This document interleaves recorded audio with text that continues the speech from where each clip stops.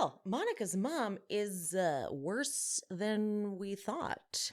Yikes. That last dinner, she pulled out all the tricks. She's like, does the crying work? No, it doesn't work. Okay, well, now I'm going to yell at you. And now I'm going to feel bad. Let's just make up. So it, so I don't really love Monica all that much. I think she's doing a lot, but I'm kind of seeing how she was sort of doomed. And how do you not get therapy? How are you not in extensive therapy? Well, she has kids, so she's like, I don't have time. But yeah, she should definitely be, Monica, I mean, should be talking to a therapist.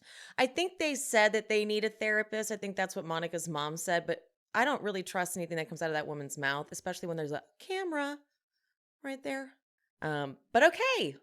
Welcome to She Speaks Bravo, your source for unnecessarily detailed and analytical recaps of your favorite reality TV shows. Make sure you like this video, subscribe, and turn on notifications so you never miss when I upload an episode. And for my audio listeners, please rate and or review the pod on whatever platform you listen. It's a great way to support the show. And thank you all. I just want to say I'm feeling very grateful. I'm getting excited to go to BravoCon. I'm getting excited to be a part of that. And I just want to say thank you to anyone who listens, watches, supports in any way, because that has helped me. I mean, anyone can go to BravoCon, I guess, if you get a ticket. But you know what I mean. I'm just feeling very... So I will be bringing live updates. Make sure if you're not already, follow me on TikTok, because I'll be going live on TikTok. There, it's just an easier platform than Instagram Live. And I will be posting a ton on my stories. And if you are a Patreon subscriber, I'm going to get you some exclusive after hours tea. I'm going to try my best to document stealth what I can, and I'll be posting everything over on the Patreon for all tiers. If you are a moment queen, though, I will be posting video footage whenever I can. I mean, that's real risky, but you know, it's the Patreon and it's just for the moment queens. So that will be your exclusive content. Okay, now let's start this damn show. So if you're watching on whatever platform you are watching, I have on these Lisa Barlow inspired, they're kind of Angie K inspired glasses, but Wendy's, aka Wendy's, the fast food chain, the most delicious chicken nuggets ever. They're one of the sponsors for BravoCon, and they sent me this survival kit box, and these were in there, and I am obsessed with them. I've done so much prep for BravoCon. I originally thought I was going to wake up early and record this and then go about my day and finish getting ready, but I couldn't even kind of focus because I'm like, hold on, have I packed that? I need to go get that? Oh my God. So I only have like an hour. And I'm also going to be a bit of a disappointment. I will do Salt Lake City, but I couldn't finish taking notes on Winter House. Literally, I just like fell asleep mid-note taking. And I woke up and I was like, oh shit. I got to Danielle is in the hot tub and Jordan joins. And then I passed out. So I don't have time to do Winter House, but I can double up on that next week. I feel like, because I did watch it in the background as I was kind of getting all my stuff together. It wasn't like super crazy, and I can easily catch up next week. So I got you guys next week. So just Salt Lake City now. Another bummer. And if I have any like makeup artists or tanning experts, I got a fabulous spray tan. But last Tuesday, not this past one, but last one, I got a chemical peel. My skin feels amazing, but I underestimated how much I was still peeling. And now look how uneven I am. So I'm going to have to make a trip to Ulta and try to match it. But if any of you have tips, if any of you know, I don't know how, for some reason it's not showing as dramatically as it does in real life. Whatever. But if any of you have tips, I'm all ears. Okay, Whitney. She tells Justin that she's going to have dinner with Mary. She says in her meditations and in her therapy and in her energy healing that Mary keeps coming up. So obviously I still need some closure or whatever from Mary. And I'm like, you're not going to get it from Mary. Okay. Your therapist should be telling you, let's find your own inner acceptance How about that? Let's find your own acceptance of the matter because Mary is done with you. Okay? Done.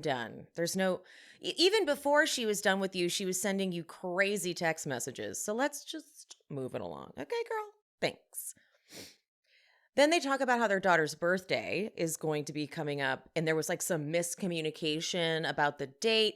I truly cannot tell if if this is a real miscommunication, and if he's like, "Honey, I gotta go. It's the kickoff conference." She's like, "Well, if I'll move it to the weekend before, but that's also the Prism event. Are you gonna help?" And he's like, "Yeah, I'll help." And she goes, "One other thing. Have you made a therapy appointment yet?" And he's like, "Let me get my phone out because clearly I haven't." So I'm going to go with it's real. It's just hard because Whitney talks like such a fucking robot. I don't mean to be mean, but her delivery of lines, it's almost like she's reading doing a bad reading of a script. "Justin, one more thing. Have you made a therapy appointment yet?" But I just think that's how she is. I don't want to believe that she's doing this, like sacrificing her marriage and making it look like they're not doing well just for the show. But I don't know.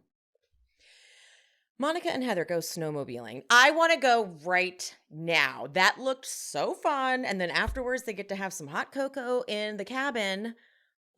Take me there. I've never been snowmobiling. I've only ever been to Mammoth, but I don't ski or snowboard because I'm afraid of the ski lift. I have such a fear of heights. So this is when I was still drinking. I was just like at the lodge getting wasted, and we had walkies, and I was like, "You guys want me to order you a drink when you come down?" And that's it. But I think snowmobiling I could do as long as I don't have to get on a ski lift. I'm there. But Heather was the only one to call Monica after the party fiasco.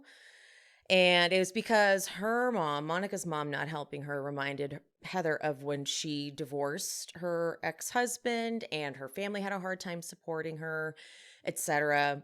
And she describes her mom. She's like, "She was the best. She was so funny and she was great. She taught me how to be a good mom." And then I got divorced and it all went downhill. But Monica's like, "That's cute. I've never had a good relationship with my mom. When I was 12, she dropped me at a friend of the family, like not even a family member, a friend in Pennsylvania, so that she could go to New York and, quote, pursue her dreams." And I'm sure you guys saw that Monica's mom posted a very creepy, like jump scare post. Like, "I just want to say I did not abandon Monica," with her weird eyes and her she purses her lips. But there's no way around it. Her excuse was she knew the family. Yeah, I'm sure she did. But you still left a 12-year-old to go to New York. So now at least acknowledge, like, wasn't the best move. Should have done better, but whatever. That woman, we'll get to her. Okay. And Monica's mom or dad left at 4. Her mom leaves her at 12. Yeah, Monica's got some problems. But Heather goes, "I've been there." Been where? You've been where? Have you been? She's talking about how she was. Were you okay? I don't think you have. Heather tells Monica something. I really love this line. She goes, "But you're creating a new village for yourself. You're creating a village." And I thought that was a great line. I'm sure in her therapy, I believe Heather's in therapy, she figured that one out. Because after she left the church, I'm sure she had to create her own new village. Ooh, tied it in. Okay, John and Jack, they have such a sweet relationship, and it's based clearly in faith. Because John went on a mission when he was younger. And so they're sitting there looking at photos from when he went on a mission. And we find out that John knew about the mission 2 weeks. 2 weeks before Lisa. Yikes. Yeah. Lisa was not happy. She talked about it on Watch What Happens Live. Not happy. Oh my God. Watch What Happens Live with Danny Pellegrino and with Lisa Barlow. It was everything. But Andy is tired, guys. Andy is exhausted. He has 2 whole kids now. 2. I don't think he's up for this anymore. And like Danny is literal perfection. I don't know how he remembers things so quickly. Like when he's asked a question, like, who would you want to see back on Housewives? He has an answer. And like my brain doesn't work that fast. And I know that's beneficial on Watch What Happens Live because you can always sense when Andy gets pissed or taking too long to answer a question. You can tell. You know what I mean? But Danny gave great answers and Andy just gives nothing. He's tired. He needs a break. And they just got back from vacation not too long ago, the Watch What Happens Live. So, uh-oh. Yeah, I think it's not so easy having two children. Like, come on now. The way that John and Lisa met was that John was rooming with someone that Lisa's older sister brought Lisa to hang out with. I just explained that so confusing, but you saw the show, you know what I'm talking about. I could have swore Lisa said that John and her sister actually dated. So maybe they were dating and then she brings Lisa to hang with John's roommate and John's like, forget you, Lisa, you're my girl. Ooh, scandal. Clearly not too much of one. All right, Lisa joins this conversation. And honestly, I felt bad for Lisa because Jack just does not like her. And Lisa knows it. In her confessional, she's like, I am starting to realize that he doesn't care about anything I have to say. And I feel bad. I mean, I don't know the full extent of it, and I don't want to discredit any of the trauma Lisa may have caused Jack, as I think it's possible. But he's just so not interested in anything she says. She says something and then Jack goes to answer, but he looks at John. Like she's talking over here and he's like, anyway, I'm going to answer you, not mom. Feels sad, but I'm going to assume it's the religion aspect that brings John and Jack closer. And Lisa like seems like a heathen maybe to Jack. Is that what it is? Maybe not a good Mormon. I mean, Lisa seems like she's loving Mormonism and no one's given her any grief for how she dresses or how she acts or whatever. So, but doesn't she not go to church? No, she does go to church. I would like Lisa to explain her experience with the church a little bit more because it's just so different than Heather's. And I'm not Mormon. I don't want to insult the religion. But it's a little baffling how vastly different Heather's experience was. And now Jack and John and Lisa are experiencing it. You know what I mean? Lisa's confessional, she's like, and then one day Jack decided he needed frosted tips. I mean, why are we reliving the 90s? Important things. I bet the hair really pissed her off, but she knows she can't say anything. And at the what's it called? The mission reveal, a lot of people had Jack's hair. A lot of Jack's friends were like identical hairstyles. So it's the thing, apparently. John cries in his confessional over how proud he is of Jack. Now, isn't that the cutest thing ever? He cries. It was sweet. John tells Jack, look, you can come home whenever you want because there were days I wanted to come home. And I just wish Lisa had sat this one out. I really do. This was very Jessel. She goes, yeah, okay, like I'm going to tell you this story. I had a roommate in college who was super weird. And I came home one day and she was like wearing all my clothes and like lying on my bed. And she keeps looking at John because she knows she can tell that Jack doesn't want to hear it. But then she like tries her best to tie it in because she really just wanted to tell that story. It's not the same as being on a mission and having to deal with people. But you're going to have companions that you're like not going to like, and like you can come home. Okay. He's like, thanks guys. Bye. Heather, Whitney, Meredith, and Monica go cross-country skiing. Meredith thrives. Who knew I was such a natural? She's doing her best, but Whitney calls this cross-country skiing thing something that elderly women do. And so they, the fact that Meredith is thriving, whatever. All right, we're not going to be ageist around here, Whitney. But how does Whitney fall? And then Monica. At one point, too, you see like camera people running to try to catch up.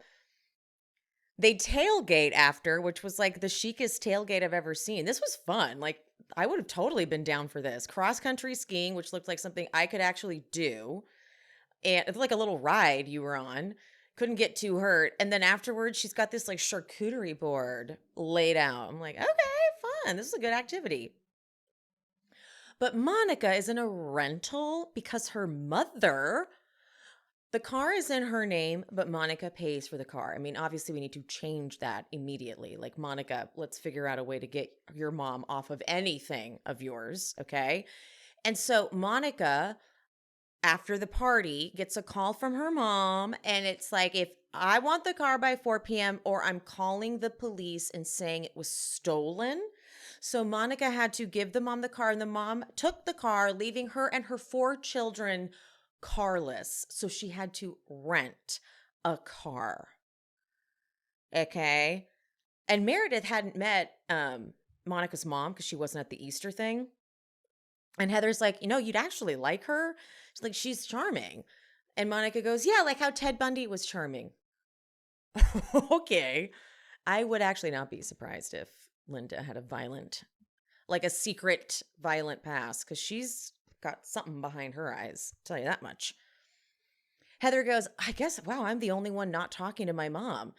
And Whitney goes, okay, I would like to remind you that I didn't talk to my mom for 13 years. Do not out trauma me, okay, Heather? Got it?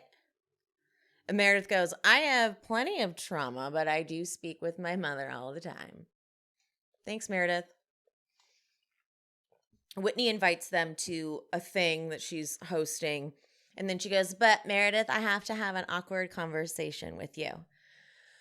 Whitney's like, I don't like how basically you're saying you want to ruin Angie's life. And why, Whitney, why can you never deliver this stuff properly? And this is like, we've already established she's not going to admit this. You got to catch Meredith. That's how you have to do this. If someone is going to snake behind the scenes and never admit it, you can't try over and over and over again to get them to talk about it on camera. But for Meredith, you see, she could not believe.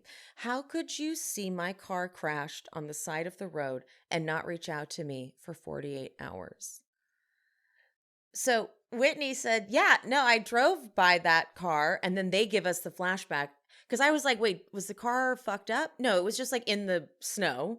And so I'm not used to living in snow. Anything would traumatize me. But these are Utah girlies, which obviously Meredith is not really. Because Whitney says, you said you were in a near fatal accident, and the car I saw was like not that. And Meredith takes her time getting through this. She takes her time, I tell you. She says, what I can tell you is this. When I got into that accident, my life did flash before my eyes. And I'm sure, maybe it did. And the thought that my last significant interaction was, the longest pauses, what happened that day was incomprehensible. Incomprehensible. Truly, I don't threaten people. I don't hurt people. I don't even wish ill toward anyone, including Angie.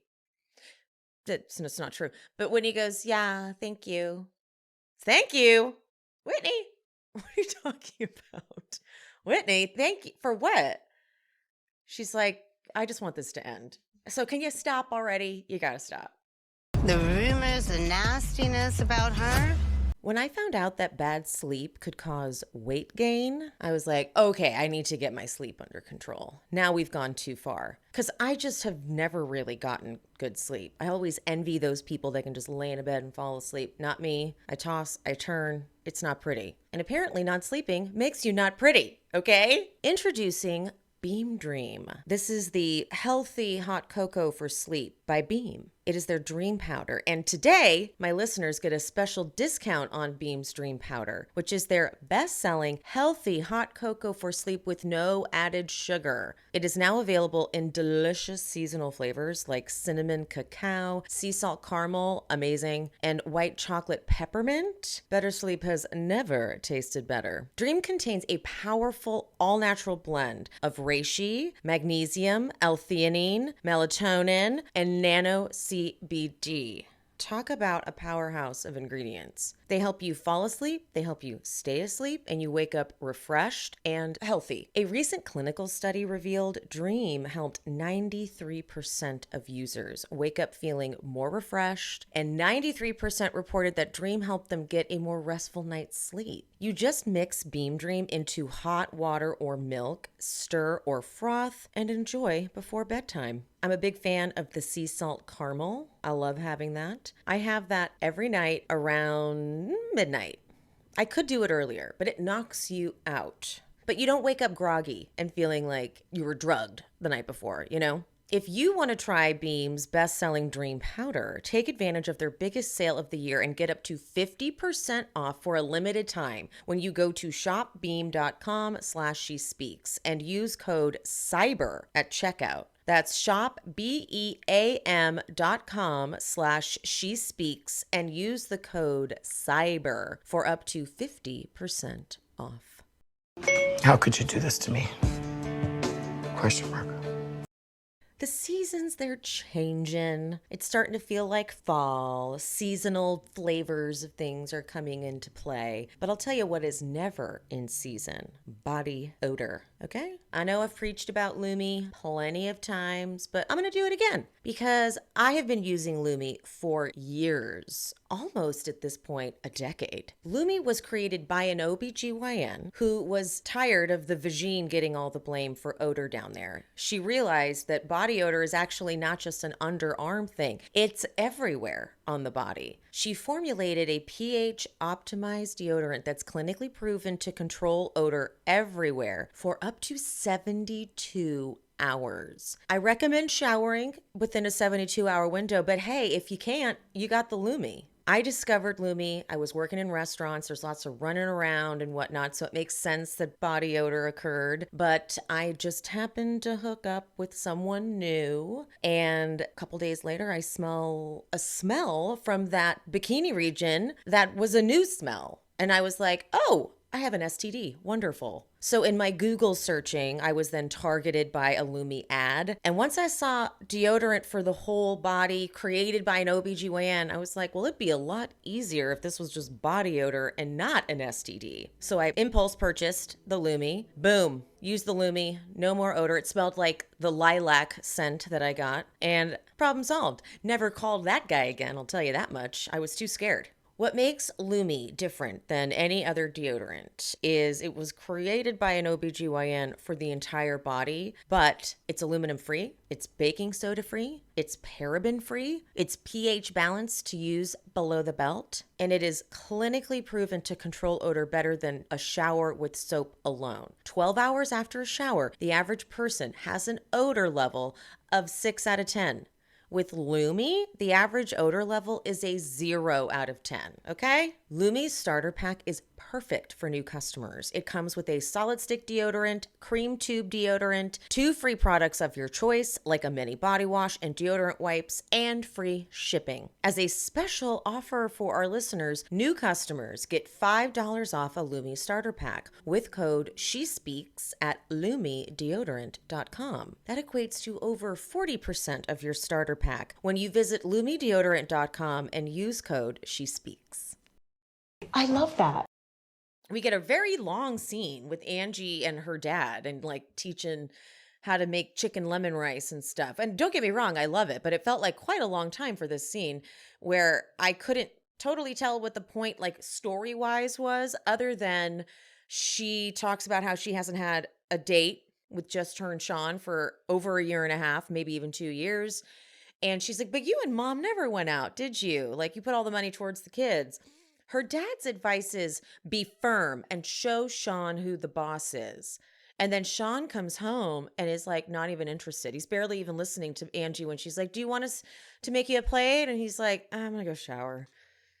So if it was just to show the tone of the relationship, mission accomplished, I guess, because I was a little confused. That didn't look very loving.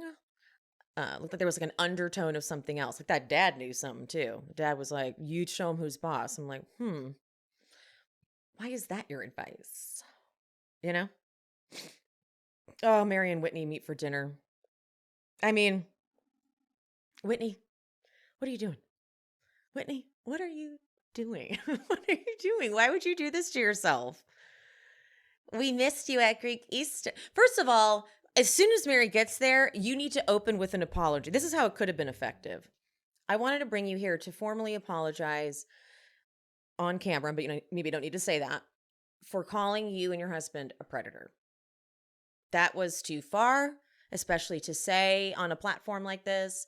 And I do actually not think that's how you lead in. You don't start with, we missed you at Greek Easter, because you just set Mary up to say, I didn't miss it. Duh. Of course she didn't miss it. Whitney. The server drops the food though, and it spills on Mary, and I had a heart attack. I'm like, that server is fired. If Mary could fire someone on the spot in that restaurant, she would have fired that server. Ay, ay, ay. But Mary goes, Whitney, you better come with it. Okay, you called this shot. You better shoot your shot. And I was like, look, Mary's not my fave, but she's right. What is your point? Whitney, get to it. Okay, go ahead. Hurry it up. Whitney goes, I got caught up in a lot of bullshit talking about you. I'm sorry. Mary, I was like right with Mary. I'm like, this isn't, Mary's going like, no, no. You severed our relationship. And then already, Whitney, you have to own your part. You sent me mean text messages. That is what you're going to bust out here in this conversation, the mean text messages. My point is, like what I said at the top of the show, she was not ever really nice to you. So like, what are you rekindling? What are you fixing? There's nothing to fix. Like, she didn't really like you. She was sending you nasty text messages before this whole thing happened. Then you call her a predator. It's buried in the ground, 6 feet under, dead and gone. Any kind of weird fake filming relationship, it's gone. Just be a happy enemy with her, because I don't even think you like Mary. I don't blame you for not liking Mary. From your perspective, Mary kind of sucks to you. So what is Whitney? What you doing here, honey? What's going on? They flashed to Whitney reading those texts though. It's hard because they're so comedically mean, but they are so mean. But like, it's funny when Whitney's reading them. So it's like it's confusing. But Mary goes, grow up, little girl. I'm done. Watch me leave. Whitney, I brought you here to take accountability. And Mary's like, so do it. She's like, well, I want you to do the same. You thought Mary was going to take accountability? You thought Mary only showed up here because she thought by now you knew that you needed to say you're sorry for the predator thing and like praise her, bow down to her, and worship her. That's the rule for Mary, but you're not doing that. Whitney, you can be mean, but I can't. You called me and my husband a predator. No, that's done. And she's like, that was awful. But you sent mean text messages. Oh. Mary's confessional. Someone is going to backhand her. And it might be me. Mary then says, Whitney, we're done. Goodbye. And then asks the server for a to-go box. She wants her stuff wrapped up to go. And while she's sitting there, she goes, enjoy your oysters. Slurp up.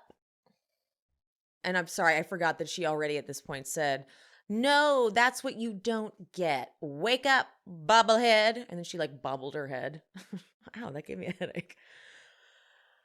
I don't think this is where you want to leave it. She could care less, girl. Like literally, what are you talking about? Mary says, watch me. Well, I don't know what you came for. For you to apologize. She came for you to say, I'm so sorry, and beg for forgiveness and say that she is the almighty powerful being. Duh. You know. Jack's mission reveal party. Lisa, okay, I'm sorry. I know she's really horrible for some of you, but for those of us who appreciate her ridiculousness, this was Lisa's ridiculousness at its best. In her confessional, she's like, I might be a little bit of a control freak. You know, I like things how I like them. Like, if I want customized colored seats in my G-Wagon, I will get it. But like with this mission, I can't control that. That's the thing with Lisa is she doesn't go that much deeper. Um, in a way that I sort of envy. I envy that would be my main source of stress is for like figuring out a G-Wagon seat color. And she's like, yeah. And like tells it to you, not realizing how out of touch she sounds. She's like, I know, right? You're like, just don't change. It's just how you are.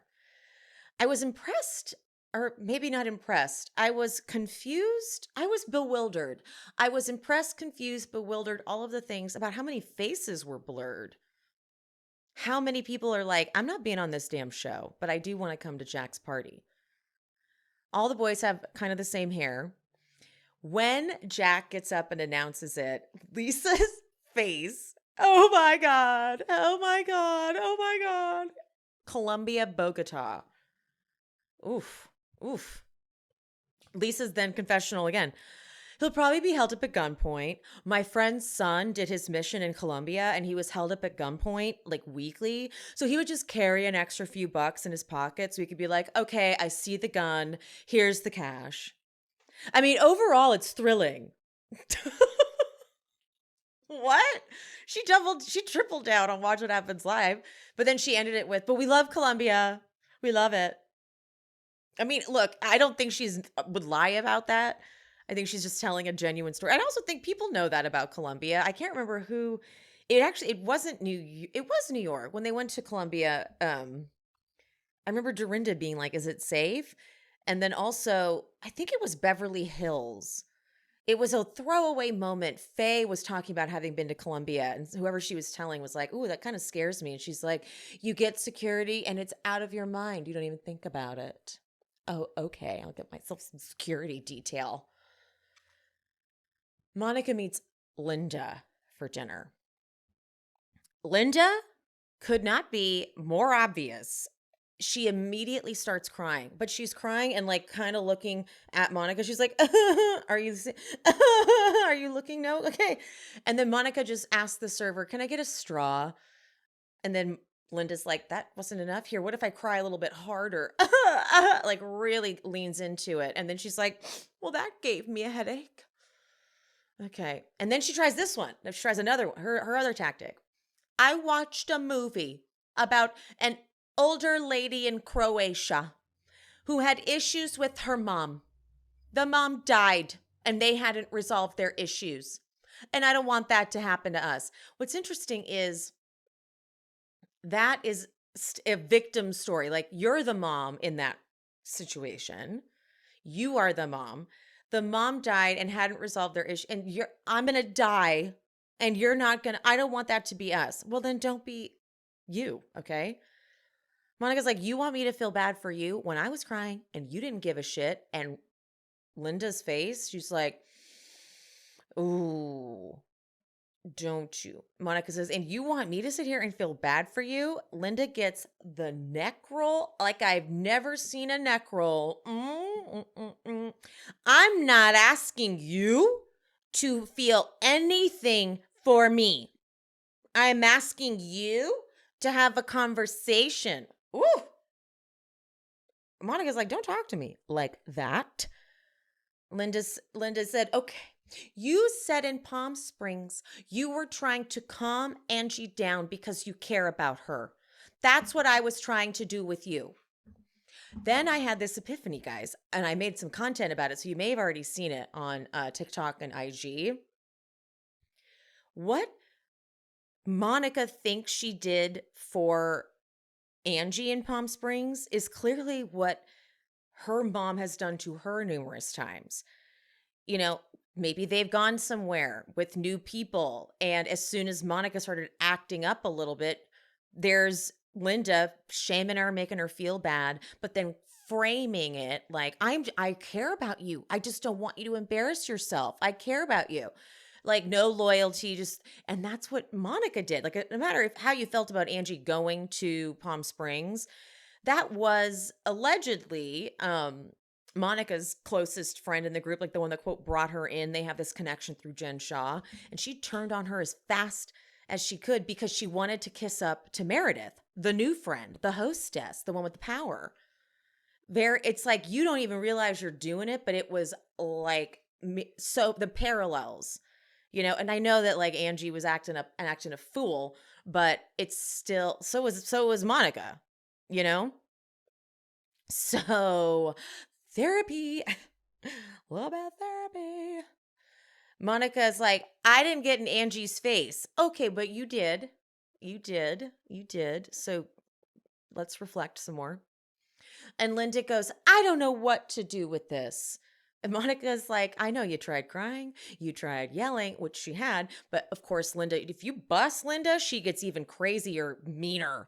She goes, don't talk to me like that. Don't mock my feelings. Those were real feelings. Monica keeps talking and Linda finally screams, let me talk, motherfucker. Monica's like, did you just call me a fucker? Linda says, I called you a motherfucker. Her mouth and like her eyes, her face. Ooh, her face. Ooh. Damn. It's like, Monica, if I had a mom that was challenging, and I got my ass in therapy too, because it's so easy to repeat this. It's learned behavior. It's what we were taught to do. So if your mom's talking to you like this, yeah, you're screwed. You're going to be talking to everybody crazy if you don't fix it. The server drops the food. Linda goes, look at this pretty dessert. It's guacamole. It's that sociopath, serial killer. What? It's guacamole. Dessert? Whatever. Appetizer. Okay, different. No, different. And also Monica ordered the guacamole, for the record. Linda says, when we are able to be vulnerable with each other, that's when it will work. Like, when did this start? And you're like, please, lady, don't act like this is some brand new thing. And Monica's like, my childhood. And Tina's Tina. She's a Tina. She has a Tina vibe. Linda's like, okay, let's start there.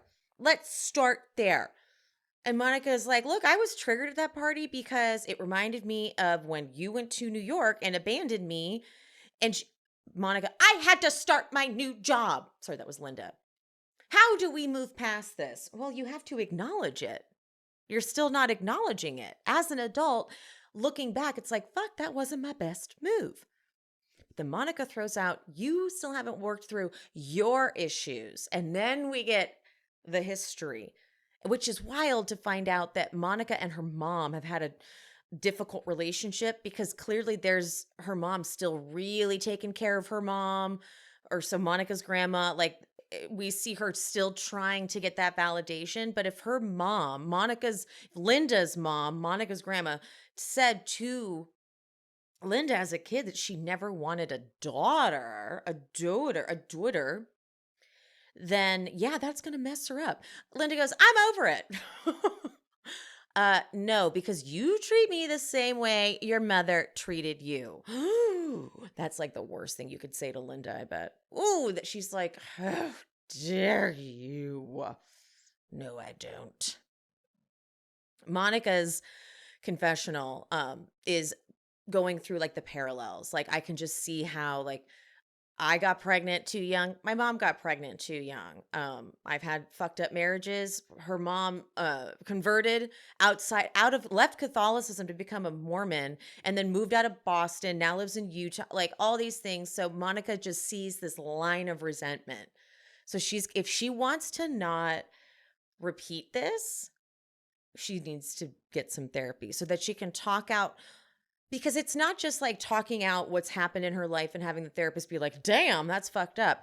It's when you have a fight with someone like a fight with someone like with Angie at the party where it blew up that way, then you can talk to someone who has a neutral view of it and they can present things like, well, now maybe do you think, and like it's very good to bounce this off, you know what I'm saying? Then Linda goes so far as to call her Monica Darnell. And she's like, bitch, you know my fucking name, okay? You know my name is Fowler, all right? I don't know. You change your name every other week. What?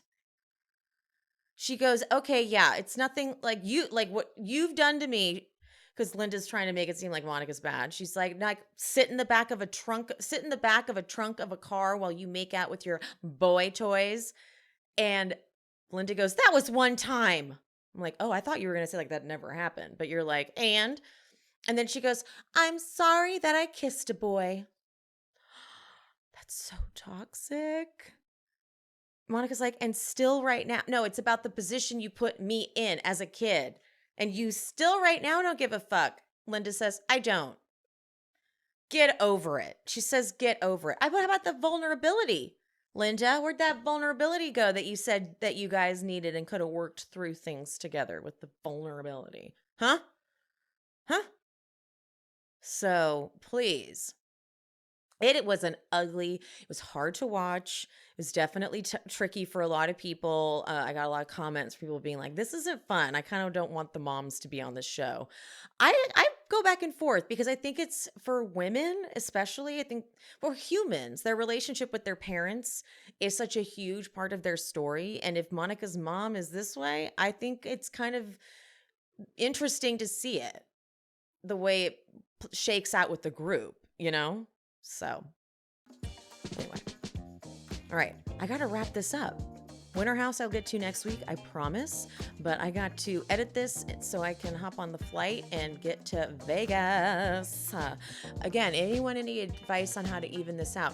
Would like a sunless, sprayless tanner thing, you know, like an over-the-counter, would that work? Or would it just make it a billion times worse? Because I could see it going that route.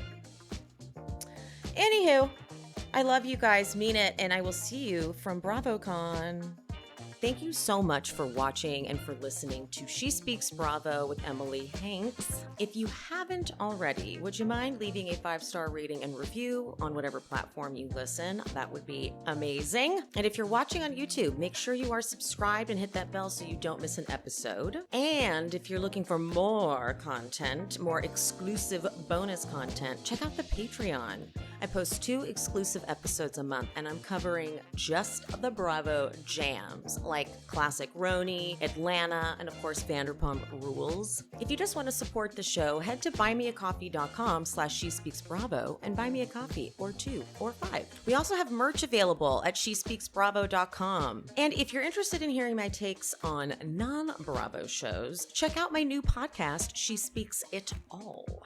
I cover The Challenge, Drag Race, and any other show I'm obsessed with that's not Bravo. She Speaks It All is available everywhere you get your podcasts, just like this show.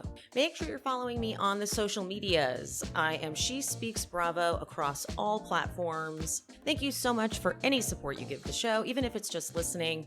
I appreciate you, love you, mean it. I'll see you soon.